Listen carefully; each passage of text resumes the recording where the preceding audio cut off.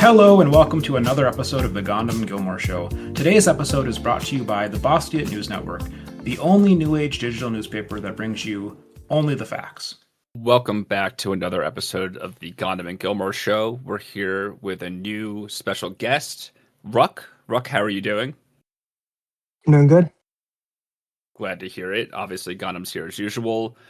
So Ruck is a member of the Piscord who we've talked to over the course of the last few months or so, mainly about Israel-Palestine stuff. But Ruck wanted to come on, and we invited him on to discuss a few range of topics, including liberalism, Trumpism, Zionism, and things like that. So Ruck, just if you want to introduce yourself, have some background, kind of where you lean politically, and then we can get into the conversation. Yeah, I'm Ruck, as the name suggests. I'd say very far left, Marxist even, you could say.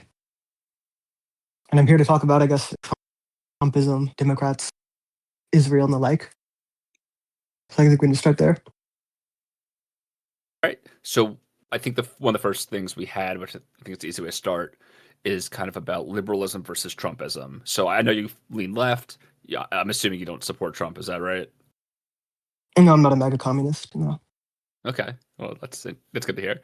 All right. So if you just want to start I think liberalism is pretty straightforward, but I can kind of give my view of liberalism. And if you first want to start with your kind of definition of Trumpism, and we can go from there. Well, we can start with like capital L liberalism, like classical liberalism, laissez-faire capitalism, like the broadest term, like conservatives and liberals alike. Or we can talk about it, we can talk about it in a more narrow sense of like liberal in America as like Democrat adjacent, socially liberal, Obama era, etc. Okay, so I guess I came into this more thinking about liberalism in like the general sense, like individual rights, equality, freedom of speech. And I think that's relevant too. Okay, yeah. So I think we can start with that, and we can get into more quote-unquote liberalism as it pertains to the current day Democratic Party. Because if we're compared to Trumpism, I get that you'd want to kind of have the two parties against each other, so I get that. Mm-hmm. All right, so what would you say is the kind of ideals of Trumpism? I mean, some people think that it's like a form of fascism, which I mean, I don't know. I think there's elements of that. I just mostly see it as like a very, mostly just like a xenophobic kind of populist movement. I think people try to complicate it more than that, but actually, I don't know if there's more substance, really, than just like kind of a xenophobic populist movement that's very anti-globalist. People say that it goes back to like Tea Party, 2008. I think arguably it goes back further to like I'm forgetting the name. I think who is a really far right guy on MSNBC? I'm thinking of. Buchanan, Pat Buchanan. Okay. I think that's. Yeah. I think Buchanan is minus the foreign policy Trump. But I think in terms of like the xenophobia, I think he arguably goes back to like national conservatism, Buchananism, as like an ideological root. I think more so advanced. But I think Trump definitely comes from that like like a strongly isolationist, anti-free trade kind of like right wing reaction to like the neoconservative movement. At least like in rhetoric and disposition. Well, I would have to disagree with that. I think Trump is the spiritual successor of like Andrew Jackson, someone who was, his presidency was defined by political incorrectness. Obviously, his forced removal of the Indians, his willingness to duel and kind of break political norms. He was seen someone who's not a politician, someone who was saving the country. I think it goes as far back as the Jacksonian era. I agree with that, but I'm talking like specifically as a reaction to like the broader conservative of like, we can have immigrants, we can have free trade, we can be like a respectable conservative party. Buchananism was like the harder, like ethnic, more right reaction to that, like the PaleoCon. I also don't think it's very helpful to call the Trump movement at all xenophobic. I mean, the fact that the liberals, the libtards as I call them, like to paint this as like a whites-only movement is betrayed by the fact, look who's in Trump's political cabinet. I mean, you have Marco Rubio, Little Marco, Usha Vance. I mean, we have these, Trump does not favor white people over any other color. And yes, we are trying to deport illegal criminals, but that does not mean that this is a xenophobic policy necessarily. I'm saying xenophobic specifically as not to say specifically.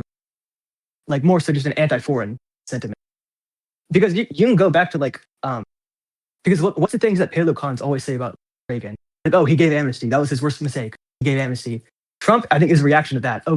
Because Bush, people don't remember this now, but if you go back to like kind of the earlier neoconservative movement, they were kind of softer on immigration because they saw it as good for business, free trade, and the like. I think Trump is very strongly reacting specifically.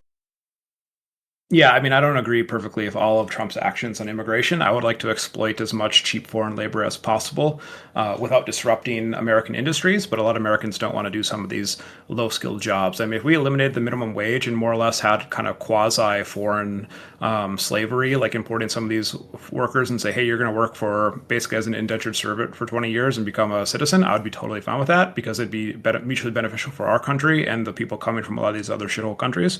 So I don't agree 100% with his immigration stances, but it just, I don't know. When you call the policies of Trump to be, xenophobic and, fascist, I think it just really undermines the arguments there and just turns No, a I lot of people specifically off. said not fascist. Well, I'm not saying you in particular, but I'm saying, I think you said it.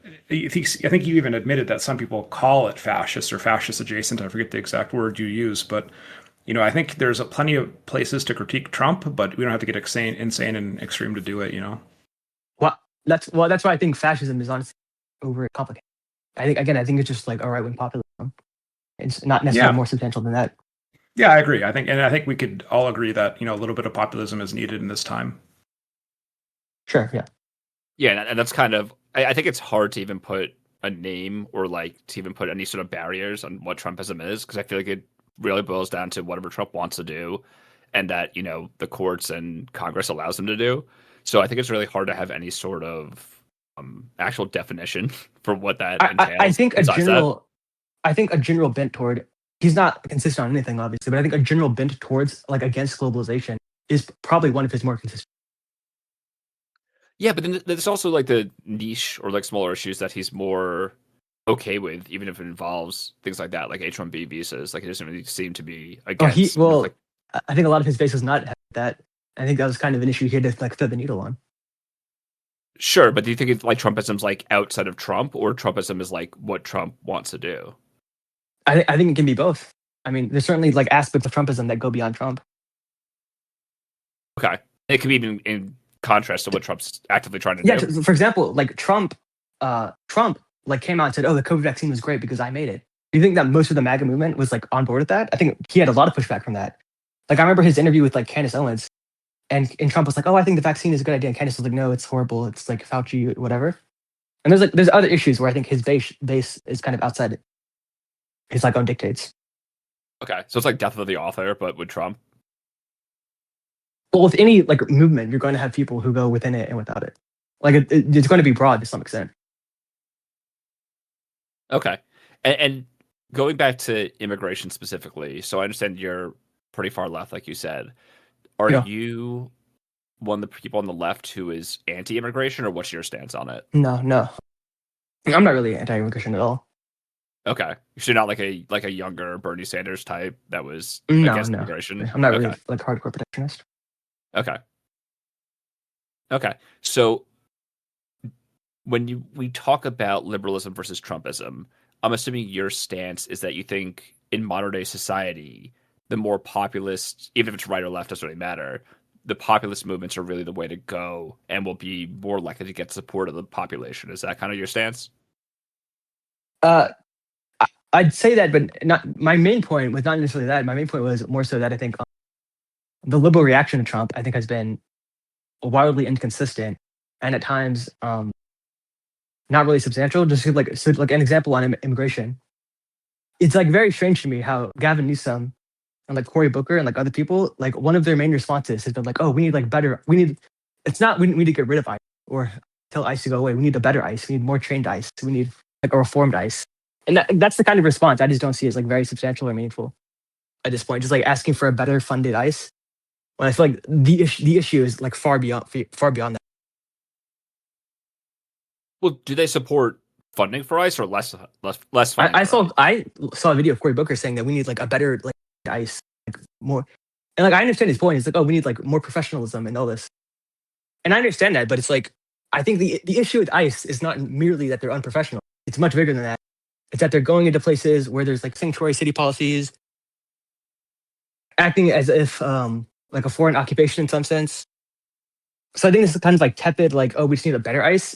It just seems like very insubstantial to me. Did you see the interview with Gavin Newsom on Ben Shapiro? I have not, no.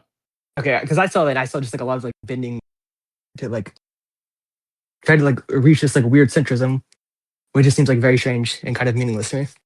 Is this solely about ICE, or are you saying immigration generally, or more than that? There was like on you can like read the comments. Most of his fan base was saying like he like didn't fight at all, and you're just kind of bending over backwards. He was doing the thing where like a conservative will say something like really stupid, and you'll be like, oh well, I don't necessarily agree with that, but we can have like common ground and blah blah blah. Kind of like a worse version of Ezra Klein, to be honest. Like I just found it like to be like really meaningless. So do you think that demonstrates that Gavin Newsom agrees with Ben Shapiro, or is it more the issue that he isn't giving enough pushback for like public facing to show? Well, I think I think it's probably partially that he does agree, and also probably more that he's like not willing to fight on the issue, or he doesn't feel like he's confident enough to fight on the issue. Like for example, when it came to the topic of trans stuff, like his response was like so bizarre. Like Gavin was like, oh well, I like understand your point of view and I respect your point of view, and I'm not as far left as the other people, blah blah blah. Like he did not give like an affirmative defense of trans rights that I would have expected him to give. It just seemed like very like kind of touching around the issue. I don't know. Well, that's actually great news, and if he's going to be the Democratic nominee, at least he's not insane on trans issues. So I can you don't have to be that. insane on trans issues to like pose a defense. Well, I'm glad he didn't provide a defense, is what I'm saying. Then what's the point of inviting him on if you're just like not going to push back meaningfully? Well, I'm just saying it seems like maybe he's not as insane of a Democrat as I thought he was. So, if he's more moderate, then the worst case scenario in 2028 might be better than I thought. Then give a moderate defense instead of no defense. Well, I think the moderate position for most rational people in the country is not to defend these insane people who just, are whacking off their genitals and invading our bathrooms. Okay, so we're kind of like jumping around. To give it, you don't have to like defend the most extreme person to give like a defense. That's like a very strange. Wait, so Rock, let's play this out. So let's say you're in the debate stage, you're a candidate running for president you're in the primaries, let's say, and you're asked, "What is a woman?" What response do you give to that? Well, to me, a woman is just someone who meets the social categories of women. Like I'd say, like kind of identifies with the gender role of women and performs like particularly, how you say it, like stereotypically like feminine characteristics. I'd say that. Do you think like a tomboy, like Judith Butler, like on gender performativity? Yeah. Do you think like if someone's a tomboy, are they a woman? No, because they'd probably still be feminine on net. But like, what's the dividing factor there? What do you mean? I don't think most tomboys are trying to present as entirely masculine. What do you mean? Well, not entirely, but there's like some like there's men who have like more feminine traits than women who have. Right, but you say it's more of like the intention of what you're trying to, show yourself as to the public, right? Yeah. What do you mean? So are you asking like where's the line between like tomboy and like man? Yeah, if your stance is that presenting as in a feminine or masculine way, if that's like. Also, I don't think that tomboys generally have like gender dysphoria. Wait, Gilmore, do you think a tomboy is a woman? Yeah, of course. Do you think a femboy is a woman? I think it depends on the circumstances. What do you mean? What are the circumstances? I don't understand why you're interrogating Rock. Well, if they call themselves a femboy, they probably still want to be identified as masculine. They're not a woman, yeah. Or male. What if they identify as a woman? Isn't that the most important part here? No, I don't agree that identification. So you don't care about what the person's feelings are on the matter? You just care about what the label is? Like Gilmore's giving them? This is hypothetical? No, I didn't say that. We think self-ID is not enough, right, Rock? Yeah, I think self-ID is an important aspect, but I don't think it's the full scope. I think self-ID alone is just recursive. So self-ID, and they have to look a certain way to you too, and act a certain way. Well, I think generally speaking, you would have gender dysphoria if you're trans. I think that's not true for. I think that men have to act a certain way. Women have much broader latitude. Like if you want to be a real man, you have to act a certain way. If you want to be a real woman, I think there's much greater latitude there. Sure. Well, let's dismantle the gender patriarchy together. We can work against that. But then when you just So hold on. So what was the question then on the debate stage? Yeah. So the question, I'll give the kind of background. I think it's that Democrats generally have put themselves in a nearly impossible situation when it comes to trans issues, because I think there's a substantial part of the Democratic base that is extremely far left. That unless you say that someone not even on, HRT or any sort of hormones that was born male could compete in female sports, that's already too far into, So transphobic. you don't even have to get into sports necessarily. What was that? You don't even have to go to the sports yet.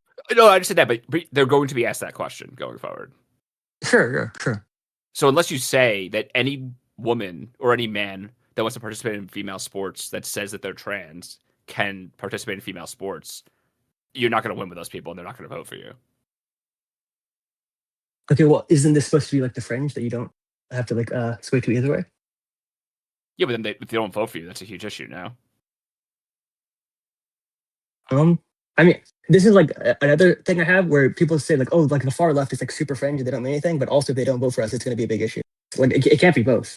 Like which one are you saying? I don't think it's the far Are they left, relevant though. or are they not irrelevant? Yeah, I think it's unfortunately a large fraction of the Democrat Party has gone absolutely insane on these trans issues. Like, why? I don't care what people do in their own, bathrooms. Okay, so it's and whatnot, but just stay out of sports. I don't understand. Okay, so why don't we just make one established sports league? I'm fine with that, but then when you have just no women playing sports at all? Yeah, I'd be fine you can with do that. it on. Yeah, you can do that. Well, Gohndim. I mean, what about the WNBA? I'd be fine with that. It would just be a male WNBA. So just men plus Caitlin Clark? Yeah, that'd be fine with that. And probably Asia Wilson and Afisa Collier, yeah. Brianna Stewart basically is a man, so. No Paige? Too short. Oh my god. Well, Caitlin Clark is shorter now. More skilled, more distance. Okay, that's fair.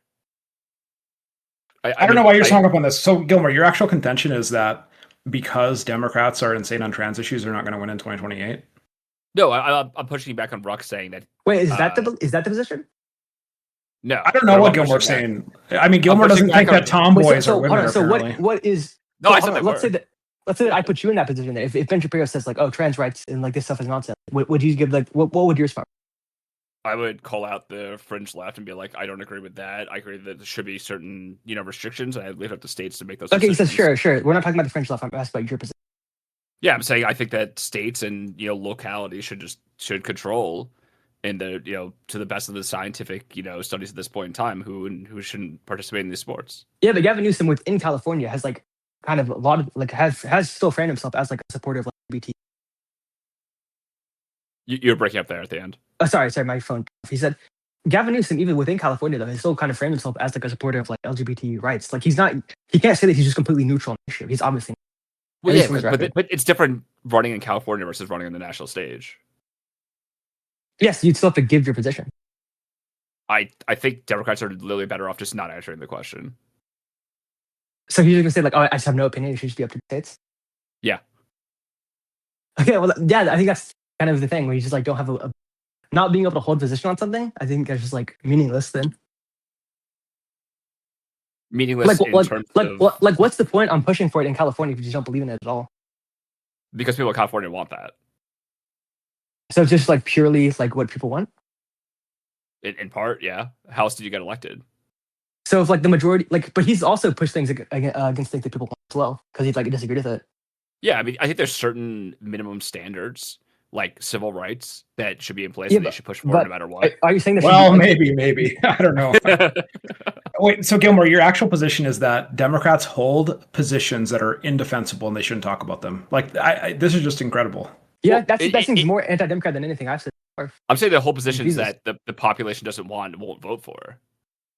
Then why do they have these positions? Yeah, that's actually a good question. I'm saying personally. What do you mean personally? What are you talking about? People are not voting as their own persons? I'm not even sure what you're saying.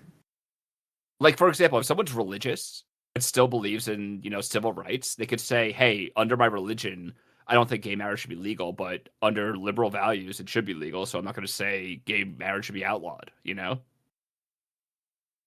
I don't understand what you're saying. How is this comparable to the analogy? So you're literally so lost in the fucking woods. No, if someone could hold a personal belief, and if it would result in you not getting elected, what's the point of putting forth? But what is the personal belief? I don't even know what this. I'm saying in general. What do you want to talk about something specific or? Just use the Newsom example. Isn't it your example? If he truly believes that anyone should be able to participate in women's sports at any point in time, I just said we're not just talking about sports. I'm saying general. I'm giving you an example.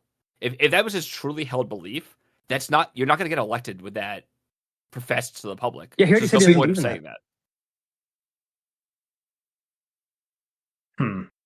So you actually are advocating for like the more Hillary Clinton form of politics, where you like hide and lie about your beliefs, and they come out like 20 years later, and you just kind of try to deceive the general public. I don't know. Well, it's only deceiving if you put forth those policies when elected, right?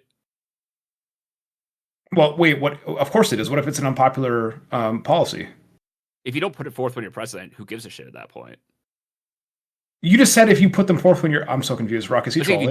If you don't. So hold on. So your position is that on trans rights, he should have an opinion, but he should only follow like what the public polls say, or what would get him elected. Yeah, of course. So the position is that Democrats don't actually believe in anything; they just like follow whatever the most recent poll says. No, that's more cynical than anything I think. I tend to think that's actually kind of true with Democrats. I mean, look at that. Go back to Hillary Clinton example, where she literally stood up in 2003 and said that marriage is between a man and a woman, and then 16 years later she's running for president, or 12 years later she's running for president. Yeah, that's my point. Democrats, I think, are the party of hypocrisy, and like we, in some ways, over like medium to long periods of times, people give them broad latitude for changing their positions. But in the short term, you can't change your position at all because you're going against the party. Then, so I don't know. Like I agree with you, Gilmore, that Democrats are the parties of liars and frauds. But it's weird for you to kind of say this in this avenue, I guess. Yeah. So Gilmore, I'm saying if you're running for office, you should probably say things that help you get elected to run office, and that people actually support. So, like Gilmore, if like a far lefty said like about a Democrat, I said about Gavin Newsom that he's like a completely shiftless, like shapeshifter politician, he doesn't believe in anything, he just follows like what's good for his own power. You'd say, yeah, I actually agree. Like you're probably. Well, no, it's not what's good for his own power. It's what's good for getting elected. Yeah, his power as a politician. Well, okay. I see the disconnect here. I don't see getting elected as president as just personal power for the person that becomes the president. I see it as actually it's the most powerful position in the world. Yeah, but that's besides the point. It's about helping certain policies of the party become the law of the land. Well, hold on, not of the party, not of the population.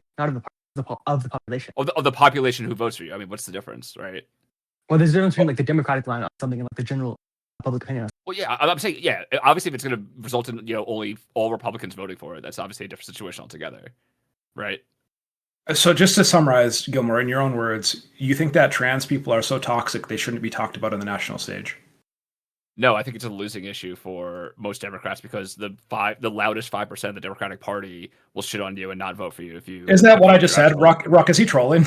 I'm not asking you on like the 5%. I'm asking you on your position, his position. About my personal position? I'm asking like on like Gavin Newsom can say I don't agree with the 5% fringe. I have my own position, and he should state what his position is. But it seems he can't even do that. I think 99% of Democrats running for office aren't able to actually vocalize a position without getting shit on. Oh, but he already has. What do you say in the Ben Shapiro podcast? He's said in California as governor, like I'm a strong supporter of LGBT rights. He's one of the because he's running in California. That's why, though, right? Okay, so so if someone asks him all these bills you supported, do you believe in any of them, or were they just to appease the population? You actually don't care about any. Well, then he would say he supports them, right? Wait, well, does he? Gilmore, why does it matter? Us Republicans are going to shit on you no matter what you say. It doesn't really matter. Well, it's not a Republican shitting on him. We don't give a fuck. Yeah, that's a UPAR problem. That's a Democrat problem. Yeah, of course. That's what I'm saying. So Gilmore, just to be clear, you're Gavin Newsom. You're on like one of the final debates. It's like debate 3, you and fucking JD Vance. I stand up and I say, Mr. Newsom, I am a trans woman who was banned participating in sports in high school. Would you support me being able to participate in women's sports? I would ask her on what round of HRT she's on. Bro, you are actually so cooked in transphobic. I think in the Olympics they say after 3 years. Yeah, I don't know what the Olympic standard is for, but I thought before you said you wouldn't answer the question. Okay, sure. Let's ask a simpler question or a more direct question. Do you think that trans care should be accessible to minors? it would depend on what that entails. I think for hormones, as long as it's approved by a doctor and the parents, then yeah. Okay, so that is a position you'd stick out. Yes, I would support, I think it's a trans safe care. enough position. Then yeah. Okay, so we're making progress. First, you said there should be no position. That now they can have this Well, position. no, not no position. I think they're just unable to answer this question. I think. Well, hold on. Earlier, you said that he should just follow the polls. Like he shouldn't actually have his own position because it'd just be unpopular. I think that's what it comes down to. I think on 80-20 issues, putting forth a 20% view on it is just like the dumbest fucking thing you could possibly do. Yeah, well, I have morals and principles. Actual Democrat logic. I mean, okay, like we've I guess come to the conclusion that there is like no belief in anything. It's just purely cylindrical. Okay. Well, no, I think there are beliefs. I think there are beliefs that are just so widely unpopular that if you put it Okay, forth, what if the you polls just go the lose other way? What if the polls go the other way? It's something you agree with, it, of course, yeah. No, let's say you have a belief in something and the polls go the other. Then you probably shouldn't push that position. Yeah, if people don't want it, right? What's the point of holding to like your core beliefs and putting it publicly if you're just going to lose every election? Well, I don't think you're necessarily going to lose every election. Well, I mean, that's where we disagree, right? How much funding did the Republican Party put into trans messaging during the last election? I mean, probably a lot. Why do you think they do that? Because it's riles up the base. And it's a losing issue for Democrats, right? So let's like give another example.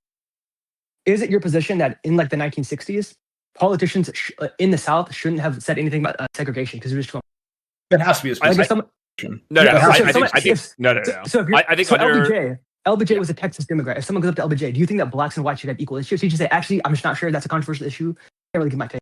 If this was a podcast in the 1960s, Gomer would be like, black people are a losing issue. Like, it's actually amazing. Yeah, he actually would have said this. Yeah, it's actually crazy. The Civil Rights Act passed in the 60s, though. It had to be enforced at gunpoint in the South. Yeah, but it passed Congress, though. And like literal tanks had to, like the National Guard in Arkansas. Yes, had to for individual like, states, but it passed Congress. Yeah, so if you're a politician in Arkansas, should you say on civil rights, I just can't. No, I think there are certain base issues that you can't compromise on. That was not a base issue at the time. That was not a base issue. Yeah, exactly. Things have changed. I'm saying equality under the law is a base issue under liberalism. Hold on, you're saying in the 1950s in Arkansas, equality under the law was a base issue? I was just a basis of capital L liberalism, yeah.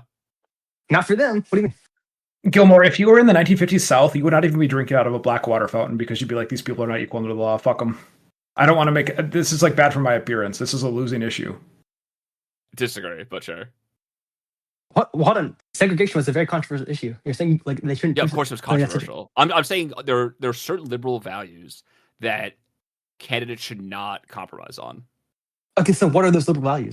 Let's actually like figure out what this is. Like equality under the law, individual rights and liberties, freedom of speech. That's great you say that, but they didn't have equality under the law. Well, okay. Hold on. Actually, I have a perfect idea. You can have the modern position of we should have equality. We should have separate but equal. So you can have the modern position on that. You can say, yeah, we should have equality between blacks and whites, but it should be separate but equal. I think that's not. Yes, we found a good moderate position you can hold. But it's not about being moderate or not. I think there are certain baseline liberal values that shouldn't be. Yeah, I said equality. Yeah, but it's not equality. Well, it's equality. It's separate but equal. I think you actually are trying to be the ultimate moderate. Like you're just like kind of being a pussy on all these things. I don't know. Yeah, I don't know. How so? Because you're going to say it now, but like you're going to say like, oh, now like you shouldn't touch the controversial issues. You should kind of like go with the population. But if I say, okay, let's go back 50 years, then you're saying no, the opposite. I'm not saying it's the opposite. I'm saying there are baseline liberal values that shouldn't be compromised on. What you guys are saying is you should lose elections as long as it remotely conflicts with your personally held beliefs. I didn't say that. I definitely did. Well, that is what you're saying, right? Well, saying that you should fight on like desegregation? No, do you think politicians should just go off of what their personal beliefs are when they run for office? They should have. I think they should have certain like beliefs. Actually, believe in things. Well, that's not. Obviously, should they go off of their personal? Yeah, if someone's Catholic, should they say gay marriage should be illegal across the nation because I'm Catholic? Yeah, almost certainly. Yeah, that's a Catholic principle and belief. Yeah. Well, if they actually believe that, then maybe. What do you mean maybe? Why would they lie? Well, so, people apparently. People are culturally Christian. They do it for the fashion. No, I'm saying if they're actually Christian. Well, so hold on. You could have an affirmative position of I'm a religious person, but due to like these constitutional norms or whatever, I'm still her position. But that's So you could my have that. stance. That's Hold on, my but that's stance still a here. position. That's still sticking out a position on the. That position boils down to I don't personally believe this, but I think it should be the case because of what? Oh, because I just believe in this like broader principle Of liberalism? Yeah, sure. Yeah, that's what I'm saying. But hold on, but people disagree at what liberalism is at every like, consecutive stage, at every moment in history. Potentially, sure. Yeah, like if you go back to the founding fathers, would you say that? Yeah, right, of course. abolition, Yeah, of course, yeah, of course. I agree with that. Yeah. Like, do you know who's that one guy, Aaron McIntyre, that one like right wing Chud guy, whatever? I think he was debating this on Tim Pool. He was debating this with like a neoconservative guy. He's like even further right. And the guy was like, "We want to make America great again." He's like, "Okay, which America do you want to make great again? Do you want to go back to 1980 or 1880? Like, which America do you want to go back to? Because you actually have to draw the line somewhere." Sure. But I agree. That's yes. I agree. That's a common stance amongst MAGA. Totally. Yeah, sure. So, like, if you're appealing to a liberal value, I have to ask you, like, how do you concretely determine which values are like, under this liberal umbrella? Which values? I think I pretty much laid out before what I think the main liberal values are. I think there is probably gray areas around the edges, but I think there are pretty core values which I would not waver on if I was running for office. So would trans rights be under that? Depends what you mean by rights. Like equality for healthcare, for housing, for things like this. Yeah, of course. Okay, so you would stake up that position. You wouldn't just ignore it entirely. Yeah, I think that's an 80-20 issue in favor of. Okay, so I guess I was misunderstanding you earlier because like it seems like at the beginning of this you were saying just dodge the question entirely because it's too hot. Well, no, I think you dodged the issues that you're losing on 80-20. That's my stance on this. Okay, yeah, just keep the blacks enslaved. Ruck is what Gilmore's saying. It's actually let me just let me just write this down. Let me just write. Yeah, because I'm having a hard time following. Sure. So if it's an 80-20 issue, you should avoid it. If it's an 80-20 issue that isn't a core value of liberalism, then yeah, of course. Okay, so first let's define the core values of liberalism is equality under the rights, equality under the law, freedom of speech, religion, association, etc. Democratic institutions, protections for minority groups in the same way that other groups are protected under the Constitution. But not protections for trans people, Ruck. Well, I said they should protect them the same way that other people are protected. We just shouldn't talk about them or it. All right, so those are the liberal values. I would consider so for example, I would consider like access to healthcare to be a human rights issue. Sure. Do you disagree? No, I disagree. I already said before that I think that people should be entitled to medication and hormones if it's supported by their doctors and their families. Okay. So you can't stake out that position. So quality for. Okay, so I think Gavin Newsom should have said this then. Yeah, I think that's a winning issue for sure. Okay, you should have said, yeah, like I don't agree on sports, but I do agree that there should be equality for healthcare and women. Yeah. How's that a winning issue? They'll just say that they're transing the kids. I mean, I understand. Like you have such a consistent. They're going to say that position. regardless, though. That was my point, and now you're like coming back to what I said. I don't understand. So I think your position is that Gavin Newsom should simultaneously be a pussy, but then also say something that they're going to just twist and warp anyway. Like I don't understand. Why don't you just have a backbone and say what you believe? I think that certain things are both liberal values and are enough of a supported topic that it's not a thing that you're going to lose the election over. That he should be in favor of. For example, healthcare. I would say housing rights. I would say not being able to be fired from your job because you're trans. Things like that, I think, are core liberal values that shouldn't be wavered on. What about freedom of speech? Freedom of speech in terms of what? Oh, like, well, I think one of the big issues was should people be allowed to have like gay books or queer books in libraries? In public libraries, of course, yeah. Well, that's the DeSantis thing, but yeah. Yeah, I think he's anti-liberal. Okay. Or illiberal, some would say. Sure, so we can write this down, free speech as well. Yeah, freedom of speech, freedom of religion, freedom of association. Okay. Okay, I guess we finally arrived at this then. I'm not really sure what we've arrived at, Ruck. I mean, I think Gilmore is just like I literally a think walking I guess we contradiction. have I guess we've eventually arrived at. So no, I think I understand. I think your position, I guess, seems to be that you should follow the polls or public opinion generally, but there's like a core set of values that you should not waver on, even if it's unpopular. Unless it loses you elections. No, I think even if it's unpopular, yeah, I agree with that. Okay, so like, okay, so if slavery became popular now, I don't think you should waver on that. Sure. Okay. Bold and brave. I'm giving you an unpopular opinion, you know. So I'll write it like three positions. Let me write three different topics. Sure. So one thing would be like something that's like completely like unambiguously you should fight for no matter what. Or we can say like desegregation. And then in the middle we'll say like a gray area, and that'll be I guess like certain trans issues. And you like trans surgery for someone under 18? How about that? Sure, we can say like certain trans care would be like a gray area. Yeah. And then okay, here's another topic that could be potentially gray. What about the rights for undocumented? You broke the rights for undocumented immigrants? Is that what you said? Yeah, like upholding sanctuary policy. Okay. I think. Would you consider that to be a core issue that you have to hold the line on, or it can't be wavered on to coming to? I don't think sanctuary cities. It's tough because it's more of like a federalism thing. I don't think that's a core liberalism issue. I mean, like states' rights. I think it's kind of separate because it really depends on just the makeup of the country. Well, I think certainly what Trump is doing is legal in terms of the National Guard. Yeah. I don't disagree with that.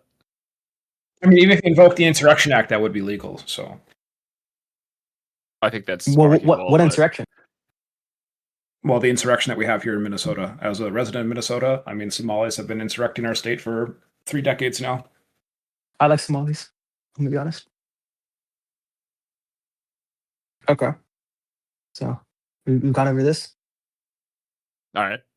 Yeah. What's next? Those issues or what's? Yeah. Let's go to the next thing then. All right. So the next topic that we actually really talk about this. Well, I was going to do the Zionism one. Do you want to start with that? Sure, we can talk about anti-Semitism and Zionism. Okay. So the other is, and I believe this is your belief, but please feel free to let me know what your real belief is that liberalism is incompatible with Zionism. Is that right? Maybe I'd say like generally, at least presently now. Usually. Zionism today. Yeah. Well, okay. Yeah, like maybe you can talk about like an idealized.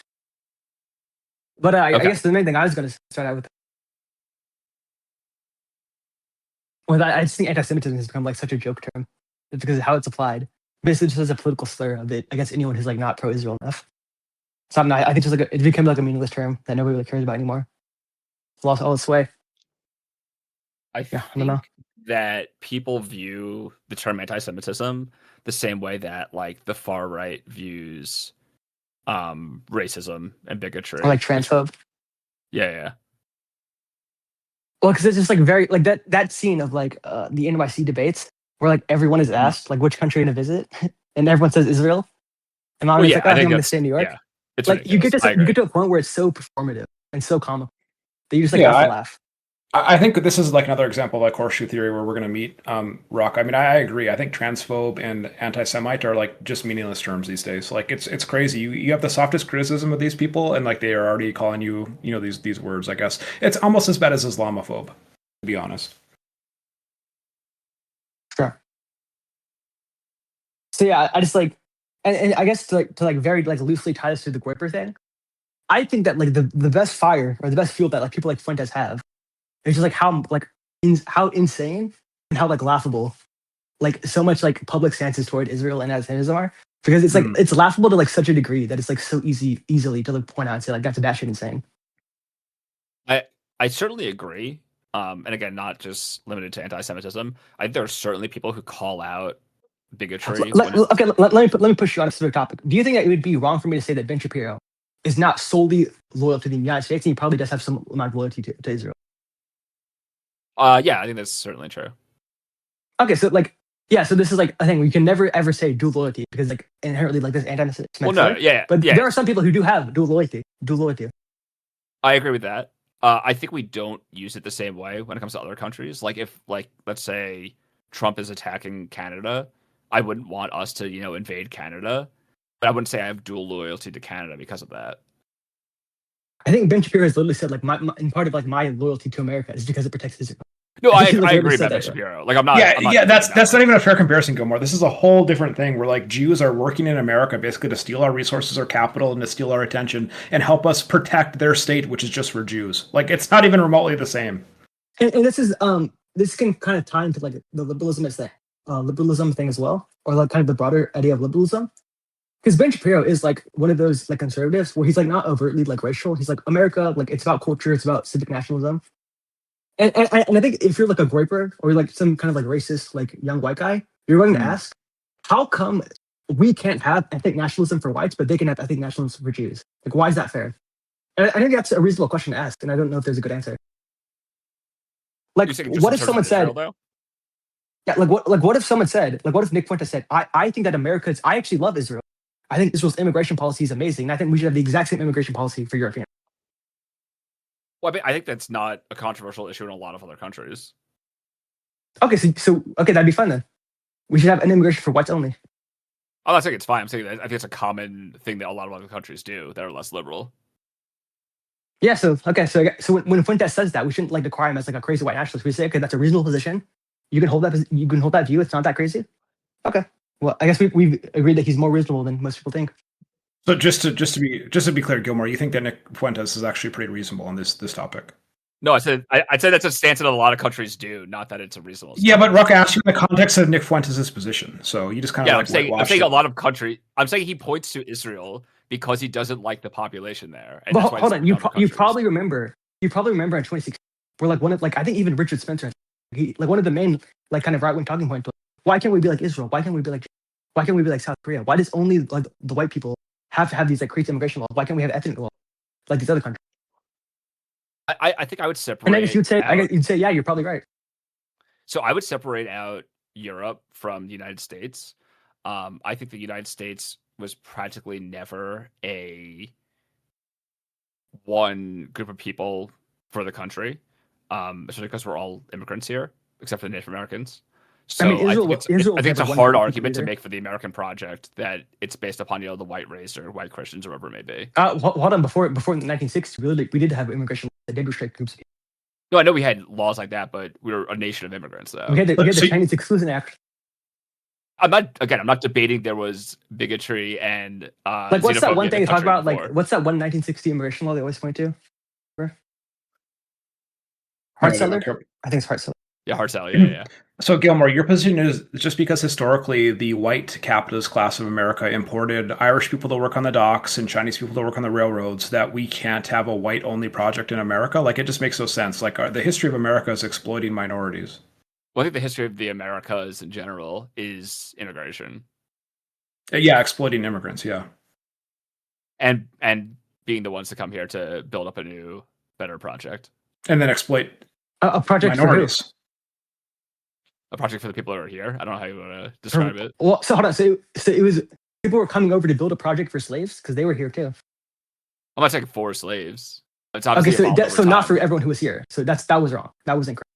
Not for the natives of people. Not for the people that were expelled in the Trail of Tears. Not for the slaves. Yeah. So when you say for the people who were here, you're talking about a select group of people who were here, not all of them. Just a certain amount of people here. I think it was an amalgamation of people that came to the United States and the Americas. Yeah. Okay, so not everyone. Okay. Well, yeah, in the past, of course, yeah. So, Gilmore, were your ideal liberal values being enacted properly in the 18th and 19th centuries in America? I would say no. So you have major issues with the foundation of America? I have major issues with 1916 project. We can read it together. I have major issues with the exploitation and the slavery and the segregation and the illiberal values that took place in the past. I think the framework of the Constitution was good and should be followed and has been successful. So yeah, I think when those two things are put together, the framework of the Constitution, the buildup of our institutions, the buildup of our form of government, plus liberal values makes us the most successful country that's ever existed. It's very sad because the same Constitution and Declaration of Independence that you defend now would never have come to fruition if people held your beliefs of we should just not talk about these things because they're not popular. We should not be revolutionaries. We should not fight the system. We should not fight the power. And then, I don't know, it's just you have a very perverse, disgusting view on American history. I agree with Ruck here. And you know what? I think I Gilmore has been respect beaten by the your. horseshoe. I respect Gohndom's freedom of speech to express his opinions there. Gilmore, 20 years ago, because you were still like probably in high school around this time, did you hate gay people? Like, were you homophobic? No, Okay, actually, this reminds me. All of I really remember, I think I supported gay rights. There's this is no way. actually- I don't believe it. This is I actually find one of it the dumb. funniest Groyper moments I remember. It was like when Groypers would go to like Charlie Kirk, like TPUSA events, and someone went up and asked him, and he said like, "Okay, you're a conservative, but you agree like on recent immigration law. At what point in the future will transit story hour become a conservative value?" Because they always just like because conservatives define themselves of just 20 years ago. Like what was popular like 10, 20 years ago, that would be my conservative position. And I think you're kind of just doing the same thing of like if it's like popular enough in recent time, that will be my liberal. I It think just makes- I think something being popular and something being liberal or not, they're just not even remotely on the same like Venn diagram. Well, unless it's a gray area, then that kind of does matter. Well, it's a gray area, then it's no. I don't think there's a right answer to it. Is what it comes down to. I'm scared for what Gilmore's going to believe in even 10 years at this point. Yeah, I'm a little worried. I'm gonna be against going to Mars and things like that. I feel like Yeah. Should I feel like upholding like or protecting sanctuary cities should that be considered like a gray issue in the Democratic Party? I think that it really depends on what that entails. I think that if Democrats, current. So I'll get my policies that we overall my overall stance. I think that it's a dumb stance for left and blue cities to hold. That even when someone's convicted of crimes, serious crimes, violent crimes, so be it, that they don't want to cooperate with the feds in deporting that person. I think it's a dumb stance to have. So when Trump's sending in ICE to Minneapolis and all this stuff, I guess he maybe has a point. No, did you hear what I Why said? not? Or... Yeah, Well, of course he does. They're deporting illegal criminals, dumbass. But they're not doing that, though. Yeah, of course. Yeah, of course they're not doing that. No, of course they are doing that. What's your evidence that they're not deporting criminals and illegals? That's something like 30% of people had any sort of criminal record that they're deporting. Wait, were they illegals? Well, hold on. Hold on. You're saying 30%? Does that mean that 60% do? Opposite. 70%. 30% have criminal. Yeah. 70% do? 30% don't. Okay. Well, I think you said 30%. Okay. Yeah, 30% do have criminal records, from what I've read. And the other Okay, people sure, were so- deported because they're illegals, right? Yeah, but I think that's a dumb stance, and it's bad for us, not only, in terms of coming together as a country, but also in terms of the economic, status of this country. I think it's We're dumb. not interested in coming together as a country. You liberals had your chance. We're not interested in that anymore. We're past that. That's what I've been trying to tell you for like the last 3 years. We don't care. We don't care about coming together. Gohndim, if only I've known you for 3 years. I wish. All right, what else is on the docket here? Ruck, what are the hot topics? So, okay. So on sanctuary cities, you say I disagree with a little bit, but generally it should be defended. I guess that's the take. I think they should be defended in that they shouldn't just have to cooperate with the feds for every single person that they're looking to deport. Yeah, I agree with that. So what would you be willing to risk for this? Like, if there was a government shutdown, what should Democrats push for? Not just on ICE, but on things broadly. What should actually be like the core things that are fought on? This is a tough question for Gilmore. He wanted to reopen the government so fast. It's actually pathetic. Just in terms of ICE, Go ahead, Gilmore. you're saying just in terms of ICE or in general? In general.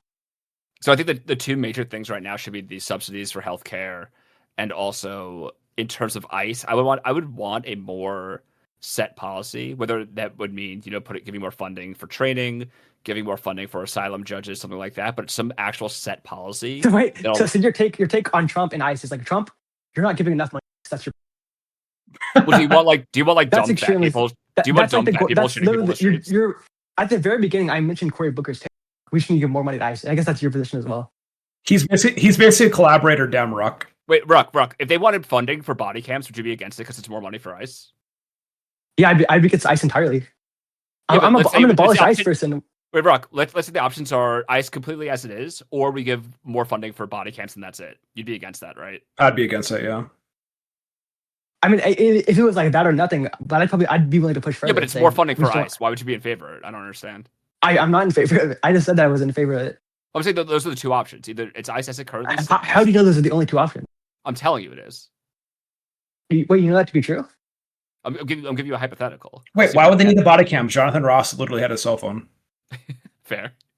Wait, if he put a cell phone on his body, does that make it a body cam? I guess so. I think so. So yeah, those are the two options. It's either funding just for body cams or ICE currently as it is. Okay, so if there was a shutdown, you're saying the only thing that should be pushed on is body cam? No, I'm asking you. No, I'm asking you. I know, I already answered. You didn't. Well, you gave a hypothetical where there was only two options. No, I said that there should be the ACA subsidies should be the number one issue. And number two issue should be in terms of the states and feds having a better, more set process on when states do have to cooperate with the feds, and more funding for, or moving around funding, however you want to phrase it, to make sure that people are actually being trained and aren't just like fat idiots running around shooting people in the street. Okay, so like on for example, National Guard deployment, should that be a red line? Because I'd say that's clearly. Yeah, that I would seems want at least to be yes, illegal. I agree with that. Unless it reaches some like crazy line where like hundreds of people getting shot in the streets, I agree with that totally. It has to take hundreds of people getting shot in the streets to deploy the National Guard. I don't know the bright line. I don't know the bright line. Oh but God! If the states agree to it, or if there's some like crazy event going on, then yeah. Well, yeah. So clearly, in this case, the states are not agreeing, or at least in this case, the state is not agreeing to This it. would be an agreement, right? That's what I'm talking about. I'm saying where the state does not agree. Yeah, it would have to be a very high threshold to deploy the National Guard. Okay, so yeah, so for example, like now in Minnesota, you'd be willing to draw a red line. That the National Guard should go in, yeah. Wait, should or should not go in? Should not. Okay, so on like you'd be willing to go for funding on, or the budget on. Saying that we won't pass a budget unless the National Guard doesn't. Yeah, I'm asking like which concessions would you push for from like budget? The major concessions are the ACA subsidies and having a set plan in place when these things are actually happening between the feds and the states in terms of immigration. What do you mean by like set plan? Like, for example, we will cooperate if it's someone convicted of X felony, okay, sure, violent crimes, XYZ. Like that's when we'll cooperate. Otherwise, we're not cooperating, and you don't send the National Guard here. Yeah. Okay. So you would push that they would have to withdraw. You broke up at the end there. So you would push that they would have to withdraw. Again, you broke up after saying withdraw. Sorry. So you would push that they would have to withdraw the now. Yes. Okay. It's just crazy. Just to head back to an earlier topic. I mean, the National Guard's such a big issue for you here, but you probably wouldn't even deploy the National Guard to protect the Little Rock Nine. Like, it's just crazy because it's not a popular issue. I don't know. I don't know. Would you have protected the what was it, the Bundys? What are their names? And during the shootout with Janet Reno, would you have protected them, the National Guard, or one after them with the National Guard? Yeah, of course. Okay. I have to go in a minute, but I can do a couple more. What are the last hot topics you got, Rock? Okay, let me ask. Gilmore's discussing me. Let's hit some quickfire shit. Okay, did Bill Clinton commit a crime against humanity in Waco? Oh, I think so, but yeah, you should take that one. Yeah, of course. Yeah. Wait, so Gilmore, are you against or pro Waco? I think Waco was an insane situation. The government handled it poorly, but they should have gone after them. Do you think that they set the fire themselves? That's a good question. I don't know. I think it's probably, I would lean 60-40, 60% that the government set the fire. Oh, of course, so the government set the fire. That's crazy. A Democrat, Bill Clinton, like a murdered American. Well, I think they purposely did it. How do you accidentally light a fire? Wasn't the whole issue that they shot ammunition, which caused the fire? I think Joe Biden literally came and said they were trying to do like a messianic like ritual, and they set the fire themselves. Oh, again, I have to read more about it, but to the best of my knowledge, I don't think that's the case. David Koresh is an interesting figure. I encourage everyone to actually study his life and his teachings and kind of what he did. I'm actually pretty pro cult. Like, I think it's a fun thing, both as a leader and a follower. But I think the Waco situation is just, I don't know. It might have been the start of the fall decline of America. Wait, Gohndim, what's your favorite cult? American cult? I mean, the Branch Davidians are pretty good. I forget what's the name of the one where they thought they were going on some fucking extraterrestrial ride through a passing comet. I can't remember which one that was, but that was pretty good. The Trump call's pretty fun. I like the People's The People's what? the People's Temple, Jim Jones. But that was in people. the U.S. though, right? That was they started in I guess technically, but weren't they down in South America, right? in Guyana in like some crazy village. Yeah. That's so depressing, that whole story. But maybe we'll have you on again to talk about on the final topic. On the final topic, is MAGA a cult? Yes or no? Yeah, I think so. Okay. Gohndim. I mean, I think it has cult-like aspects, but I don't think that's necessarily a bad thing. I'm pro-cult, as I just said. So yes, and it's good. Yeah, I mean, well, wait, wouldn't you agree? Isn't a big problem with America our lack of nationalism and patriotism and like kind of our undying loyalty to, or lack of undying loyalty to our country? Like that's part of the reason why we have the mega cult kind of supplanting. And liberalism is a big part to blame as well. I mean, you dumb retarded atheist libtards have like eroded the church and our culture and the foundations and the social fabric of our country, and so people are turning to something like the mega cult. So. I'd be fine if they were cultish toward the country and not cultish toward a living being, but alas. Why did you not watch how the libtards how they worship Barack Obama even though he was destroying our country and setting race relations back 6 decades? Like it was terrible. Yeah, so I don't know if I've said this stance in the podcast before. I think it should be a law in the U.S. that you can't have statues of people, just of ideas or events. Because I think praising like an individual person like that is just like disgusting to me. Well, that's like a religious topic. We have to take down we have to take down the Lincoln statue. We have to take down. Yeah. It could be like certain events, like the Gettysburg Address. You could have like a statue for that, but not for like actual people. Wait, Gilmore, just to go back to your transphobic takes in the past, I gotta get this on the record, and you'll probably cut this out of the podcast because you're a pussy. Let's say behind door number 1 you have a femboy with a penis. Behind door number 2 you have a femboy with a vagina. Which one are you fucking? Good question. Didn't Andrew Tate actually give the nuance? What was that? Huh? I think Andrew Tate literally gave the nuanced take on it. He said, I would fuck the guy with the penis if they were more feminine. Well, I'm asking Gilmore. Don't give him an out here. Gilmore. But there's no additional information. It's just, that's all I know. They look the same except femboy A has a penis, femboy B has a vagina. I think I would go B. Same thing for tomboy. A has a penis, B has a vagina. B. Okay. It just kind of confirms your previous transphobic statements, but that's okay. Ruck, anything final from you before you move on, buddy? No. Wait.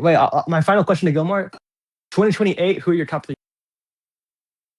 You broke up again. Top 3. Yeah. So 2028, your top 3 presidential Democratic candidates. Okay. I will say. How's this a hard question? So the person I would personally want most to be president at this point in time is Pete Buttigieg, but I think there's no shot he wins. But I'll keep him in my top 3. Second, I'll say Newsom. And third, I will say Shapiro. Well, good to know that you're transphobic, but not homophobic. Ruck, it's been a pleasure having you on the podcast. Where can people find you? Let me read my Discord. It's Ruka2171. All right. We hope to have you back, buddy. You have a good night. Thank you for being here. Thank you, everyone, for listening to another episode of the Gohndim Gilmore Show.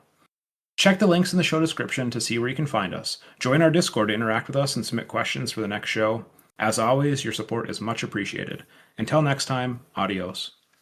Bye-bye.